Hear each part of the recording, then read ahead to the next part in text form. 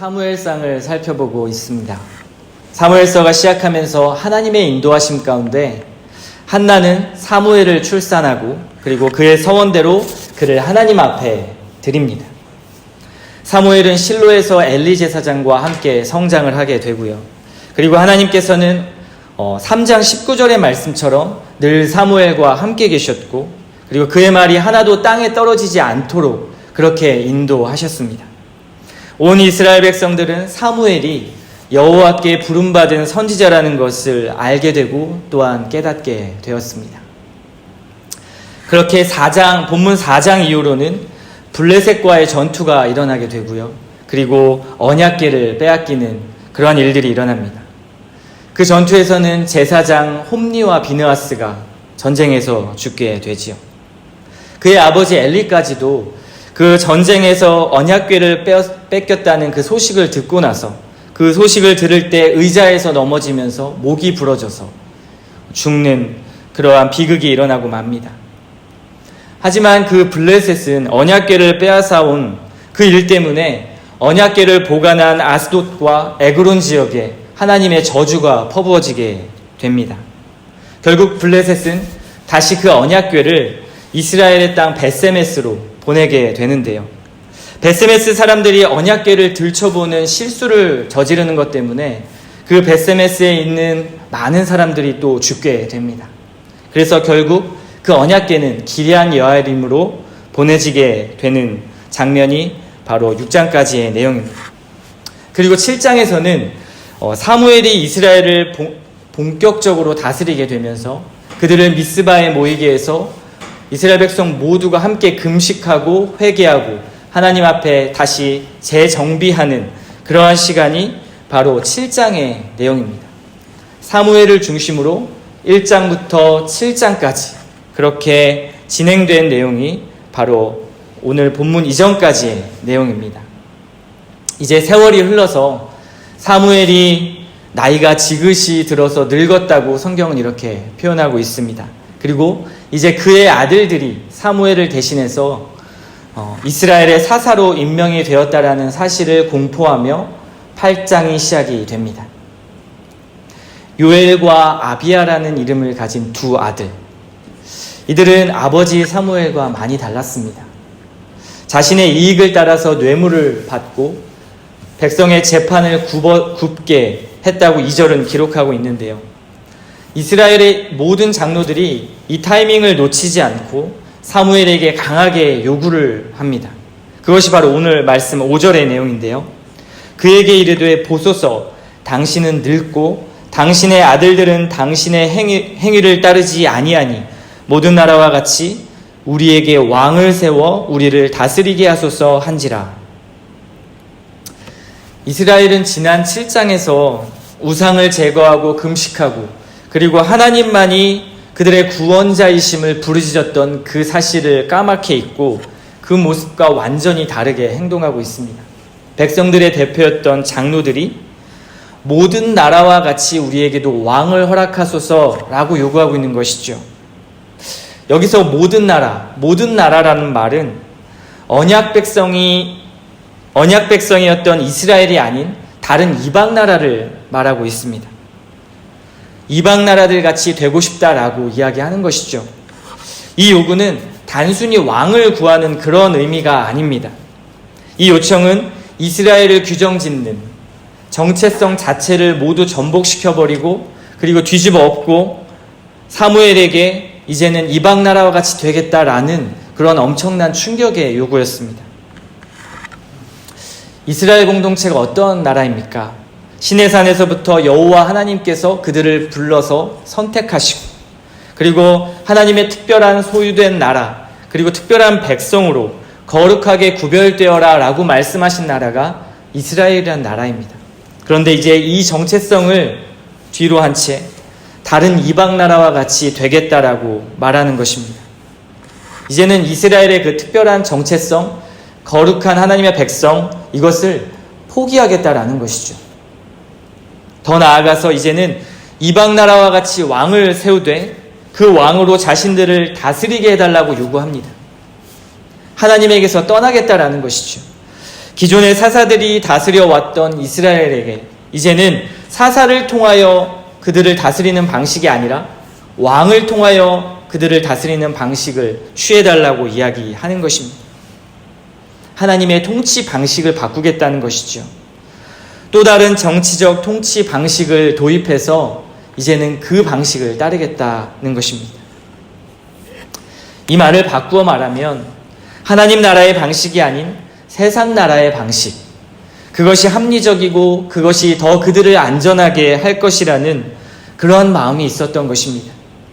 그 방식은 오늘 말씀 20절의 말씀처럼 왕을 세우면 백성들을 위해 모든 싸움에서 그 왕 덕분에 이길 것이고 그리고 그 백성들을 보호할 수 있을 것이다 라는 그러한 막연한 생각들이 있었습니다. 사무엘은 그 이스라엘의 대표 장로들의 충격적인 요구를 듣고요, 하나님께 기도합니다. 그런데 이상한 것은 하나님께서 예상과 달리 그들의 말을 들어주라고 말씀하십니다. 그리고 이렇게 말씀하시죠. 이스라엘 백성들은 나를 왕으로 생각하지 않는다. 내가 그들을 애굽에서 인도하여 여기까지 그렇게 인도하고 보호한 것을 알지 못하고 모두 다 기억하지 않는다. 이제 나를 버리고 다른 신들을 섬김같이 너에게도 그렇게 똑같이 하는 것이다 라고 이야기하십니다. 본문 8절의 내용인데요, 이 요구는 곧 하나님의 말씀처럼 다른 신들을 섬김과 같은 것입니다. 이방 나라와 같이 되고 그리고 왕을 세운다라는 것이 다른 신들을 섬김과 같은 것이다 라는 것입니다. 하나님의 다스림을 받지 않겠다는 것이죠. 이스라엘은 지금까지 반복했던 것처럼 그들의 과거를 살펴보면 하나님을 반역한 그런 일들을 많이 저질렀습니다. 하나님은 이러한 이스라엘 백성들의 습성을 잘 아셨죠. 하나님은 그 백성들의 요구를 허락하십니다. 인간의 뿌리 깊은 죄의 본성을 아시는 하나님께서 그 요구를 받아들이십니다.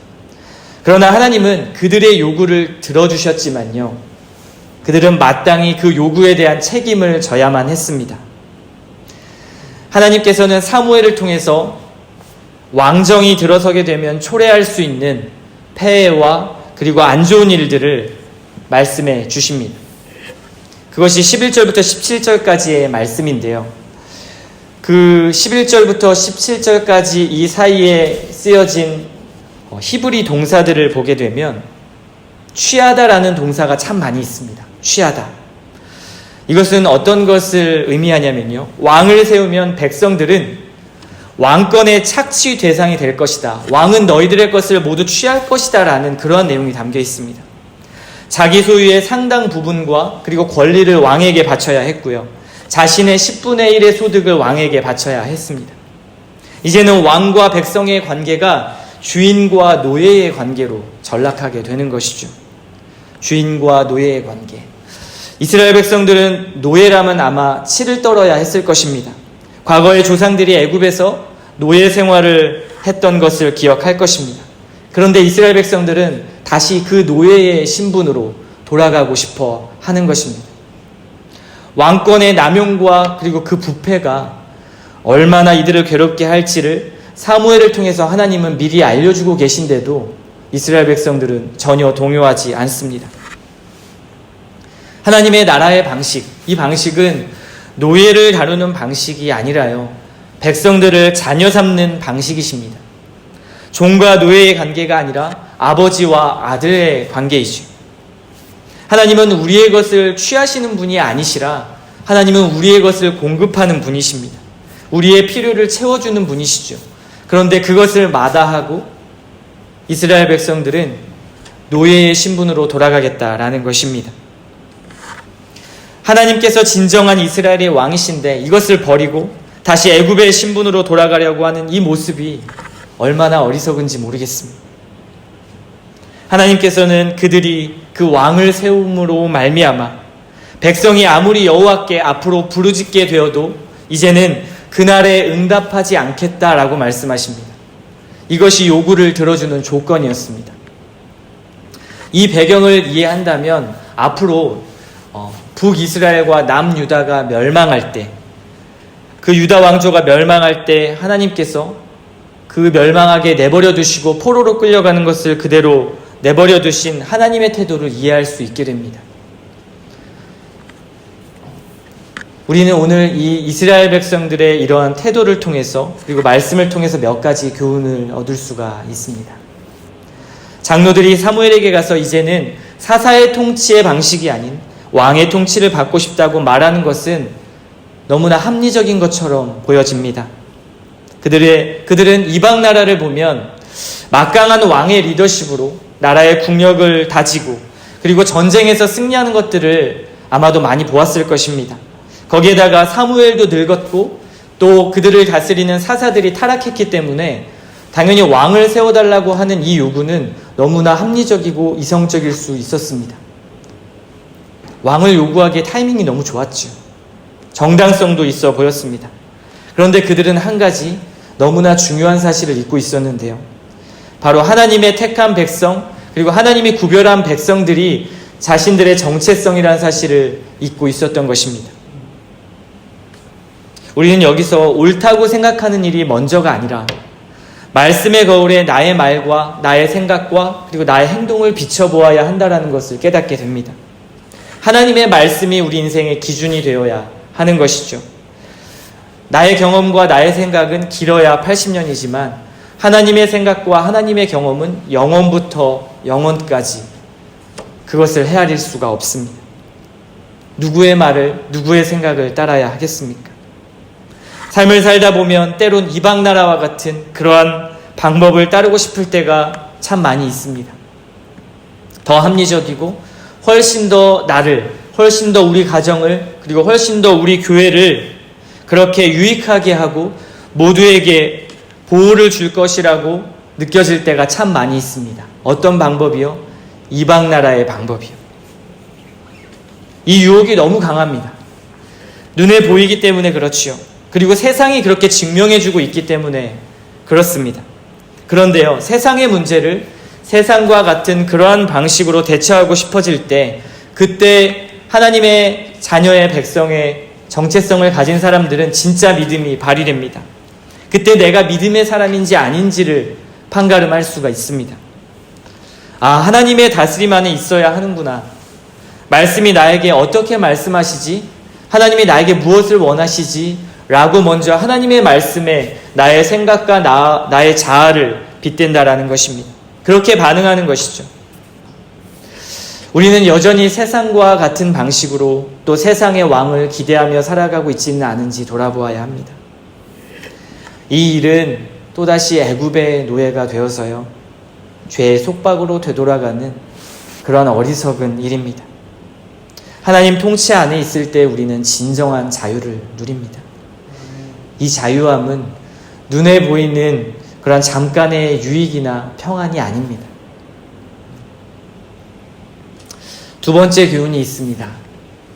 하나님 앞에 드리는 기도가 응답되지 않는 것도 복이라는 사실입니다.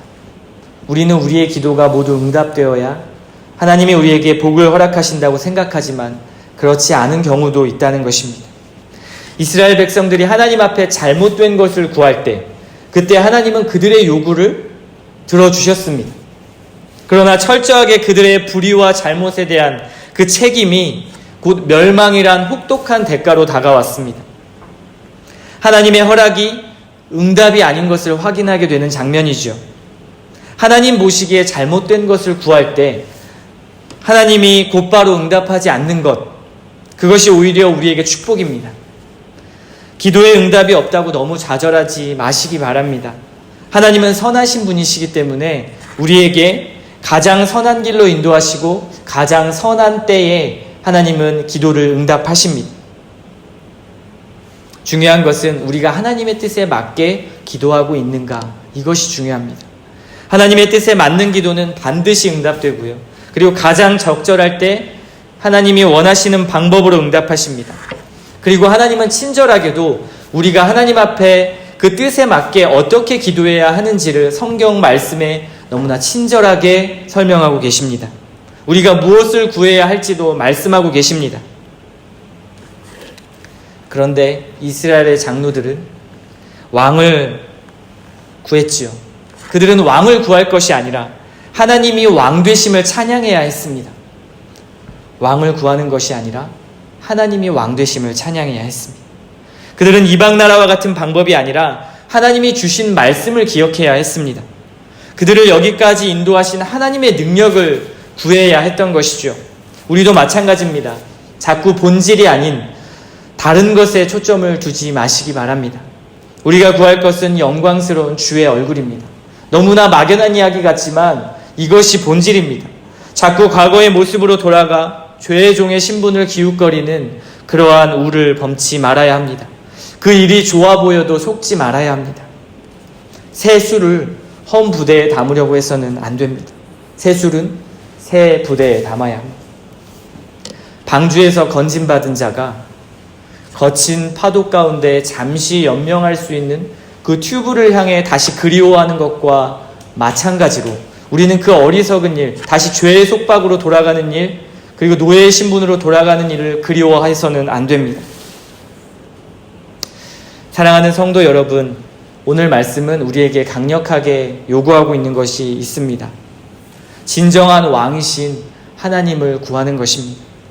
하나님만이 우리를 다스리는 통치자이시고 그리고 삶의 주인이라는 것을 보여주고 있습니다. 우리가 그분의 자녀임, 그리고 우리가 그분의 백성이라는 사실을 잊지 마십시오. 이것이 가장 안전하고 가장 우리에게 평안한 이유를 허락하는 그러한 사실입니다.